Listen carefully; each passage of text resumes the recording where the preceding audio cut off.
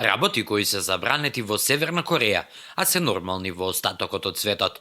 Севернокорејскиот лидер Ким Џонг Ун забрани фармерки и друга облека од Западот. На овој начин, Пјонгјанг се обидува да се бори против влијанието на западната култура која продира во земјата од нејзините соседи. Ким Џонг Ун одобри само 18 фризури за жени и 15 за мажи. Ниту една од официјално одобрените не дозволува промена на бојата, па затоа купувањето фарба за коса воопшто не е лесно. Влошки и тампони за еднократна употреба воопшто не се продаваат во Северна Кореја. Жените користат влошки за повеќекратна употреба. Сите видови на контрацептивни средства се забранети во Северна Кореја, па наоѓањето кондом е многу тешка задача.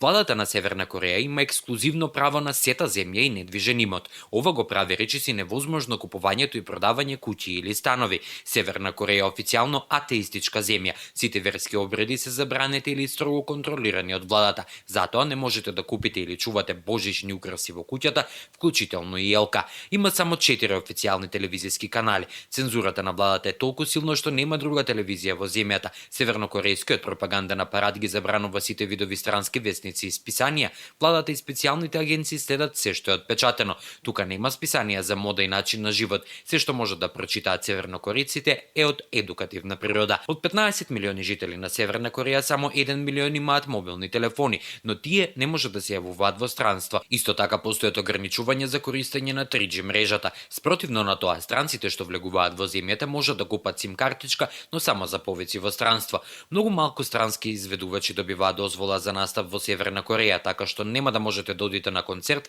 на вашиот омилен бенд.